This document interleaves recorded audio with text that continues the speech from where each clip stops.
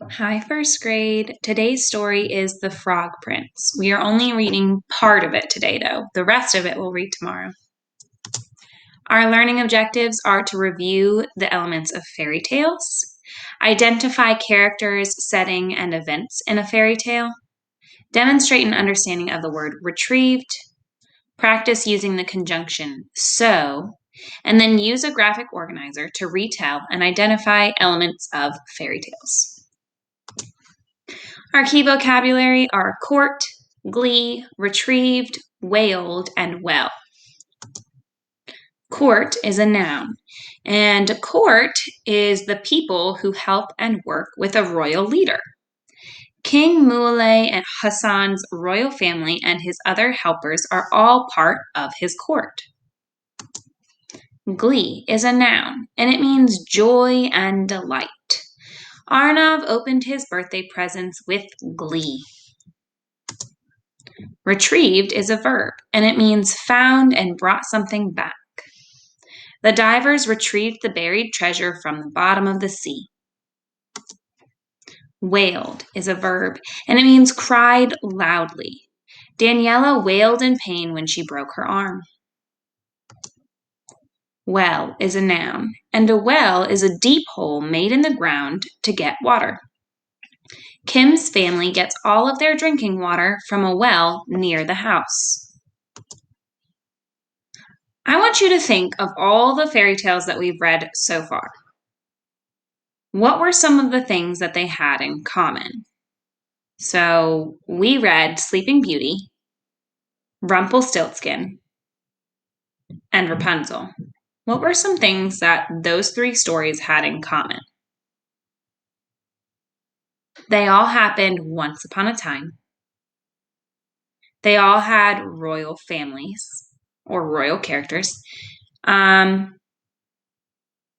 all had problems and solutions. And how did they end? Happily ever after. What did the 13th fairy from Sleeping Beauty and Rumpelstiltskin have in common? They weren't very nice and they caused problems for people, right? So the 13th fairy, what was the problem that she caused? She cursed the princess. And what about Rumpelstiltskin? What problem did he cause? He told the miller's daughter that she would have to give up her firstborn baby. What do Rumpelstiltskin and the witch from Rapunzel have in common? They both told characters that they would have to give up their baby. Remember that fairy tales often have magical characters with special powers. They also often have royal characters. Who are the royal characters from the three fairy tales that we've already heard? Let's think about Sleeping Beauty. Who are the royal characters? The king, the queen, the princess, and the prince. What about from Rumpelstiltskin? The king, and then the miller's daughter, who then became queen. And how about from Rapunzel? The prince, who then married Rapunzel, making her a princess. The fairy tale you'll hear today is called The Frog Prince. Which royal character is mentioned in the title? The Frog Prince. A prince. Do you remember any of the princes from the other fairy tales that we read so far? What was the role of the prince in Sleeping Beauty? What did he do? He woke up the princess and then he married her, right? And what about the role of the prince in Rapunzel? He tried to save her, right? And then they ended up getting married. How are these princes alike? They married the main character, right? Alrighty, we've got our key vocabulary. We have court, glee, retrieved, wailed, and well. What do you see in this picture? A frog. And what did you learn about frogs in our Animals and Habitats unit? What sound does a frog make? Ribbit, ribbit. Or croak. Where do frogs live? They're amphibious, which means that they live in the water and on land. What do frogs eat? Bugs. They go. Right? And they catch their bugs. Have you ever seen a frog in real life? I know I sure have. I've seen lots of frogs in real life. I want you to listen carefully to hear about a magical frog and how he overcomes a problem. Once upon a time, a mighty king lived in a palace in the shadow of a dark, mysterious forest. He had only one child, a beautiful girl with long, flowing hair, and her favorite plaything was a bright golden ball that looked just like the sun in the sky. Day after day, she would run and skip under the shadow of the huge forest trees, tossing and bouncing her ball to amuse herself. She liked to pretend that her ball was indeed the sun and that the whole wide world was hers to play with. One day, however, as she spun the ball in her little hands, it slipped from her fingers, rolled over the leafy ground, and fell, splash, into a deep well. She ran quickly to the edge of the well and peered in, but her beautiful golden toy had vanished into darkness. How do you think she feels right now? Probably not too good. Have you ever lost one of your favorite toys? It's not a good feeling, is it? She began to cry loudly because she was not used to disappointment, when suddenly she heard a timid, scratchy voice behind her say, "What's the matter, princess?" Spinning around, she realized that the speaker was the ickiest frog she had ever seen. "I have dropped my ball into the well and it is lost forever," she wailed. The frog looked at her and blinked. "I could get it for you if—" "Oh, Froggy, I'd give you anything you want if you could get my lovely ball back. You could have my crown."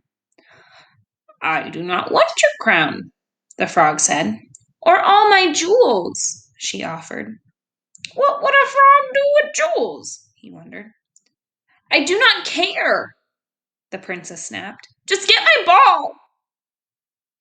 "Well," the froggy said, "I do not want jewels, but I do want a friend. It is a lonely life being an icky frog. If I fetch your ball from the dark, chilly well for you, will you agree to be my friend forever afterward and love me and share everything that you have with me?" What do you think she's going to say? Let's see. "Of course," the princess promised, but in her heart she thought, "Who cares what an old frog wants? He'll never leave this well anyway." The frog did not know her thoughts. However, he dived eagerly down into the well. A few seconds later, he emerged from the water holding the precious golden ball between two slimy webbed hands. "It was very cold down there," the frog remarked, but the princess was not listening. "Hooray!" she cried, and seizing the ball, she immediately ran back to the palace. The frog croaked after her, "Wait! I cannot run as fast as you." She ignored him, however, and considered the matter settled. Do you think that the matter is settled? No. She didn't do what she promised, right? She promised to be his friend, and then she just ran away. She didn't even say thank you. That night, however, while the court feasted, a loud knock sounded on the door. The princess loved visitors, so she ran to open the door. But who should stand on the palace stairs but the icky, warty frog? She slammed the door in his face and ran back to her delicious dinner on her golden plate. Behind the heavy wood door, though, she could hear him croaking. "Oh, careful, careful, Princess Fair, promises are more than air." "Who was at the door, my daughter?" asked the king. "Nobody, just an old frog," she said, and she told him how the frog had retrieved her ball from the well, on the condition that she would be its friend and share everything she had with it forever afterward. She thought her father would be pleased with how she had escaped from the frog's demands, but to her surprise, he frowned. "Daughter, we must keep the promises we make. What kind of kingdom would we have if we all treated each other the way you have treated this poor frog? The frog kept his promise to you, and he helped you. Now you must keep your promise to him. Go and let him in." The princess was shocked and wanted to refuse, but she could see from her father's stern look that she had to obey. Unwillingly, she got up and opened the door. The frog was still sitting patiently on the steps of the palace. When he saw the princess, he smiled happily. A smiling frog is quite a sight to behold, and bounced up and down with froggy glee.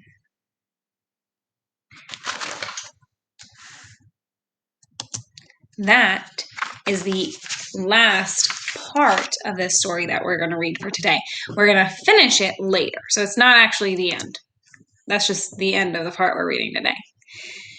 So, at the beginning of the fairy tale, what happened to the princess's golden ball?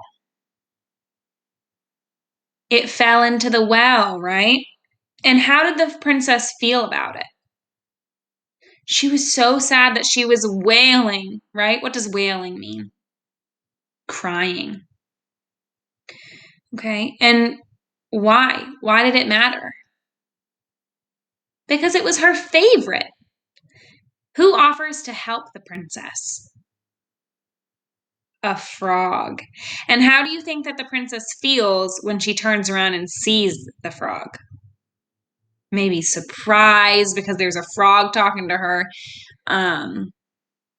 Probably a little grossed out because she said that it was the ickiest frog she had ever seen. What does the princess have to promise in order to get the frog to retrieve her ball? To be his friend, to love the frog, and to share everything that she has with the frog. So when she makes that promise, do you think that she's meaning to keep it? Do you think that it's her plan to keep the promise to the frog? No. Remember?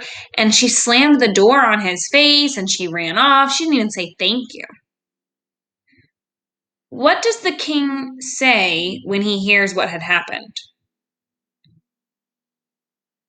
He tells her that she needs to go and let him in and that she needs to honor her promise. Okay? And remember that the princess was shocked after it and she wanted to refuse, but she doesn't. What is another clue that tells us why she obeys and lets in the frog? Do you remember? It's kind of tricky. The king's stern look or serious look tells the princess that she has to listen and to keep her promise. How do you think that the frog feels when the princess lets him into the palace? Happy, right? And how do we know that? Because it says that he smiled and he jumped in the palace. How do you think the rest of the court feels about a frog being invited into the palace? I don't know. Some of them might think it's really cool. Some of them might be surprised. Some of them might be like, ew. We don't really know. It doesn't really give us any hints to that yet. Do you think that do you agree with the king that the princess should keep her promise? Why or why not?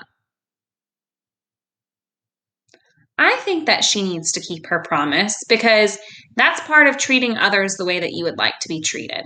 And I know that if somebody didn't keep their part of their promise, I would be very upset, right? That would hurt my feelings. And I'm sure it would hurt yours too. In the read aloud you heard, the princess told her father how the frog had retrieved her ball from the well on the condition that she would be its friend and share everything she had with it afterward. Can you say the word retrieved? Retrieved. Can you help me clap out the syllables? Retrieved. Can you whisper voice it? Retrieved. All right, how about you say it like a frog? Retrieved. If you retrieved something, you got it back. I retrieved my shoe from my dog. That's a true story.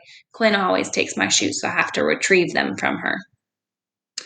I'm going to ask a question, and I want you to think about what you might have retrieved from that place. Remember to answer in complete sentences and use the word retrieved in your answer. Have you ever retrieved something from under your bed? I have retrieved my phone from under my bed. Sometimes it falls under my bed. Have you ever retrieved something from a friend? Maybe you retrieved a toy from your friend? Have you ever retrieved something from your backpack? Every single one of you should say yes. You retrieve stuff from your backpack all the time. Have you ever retrieved something from a pet? Have you ever retrieved something from the floor? What's the word we've been talking about? Retrieved. And what does it mean? To get something, right?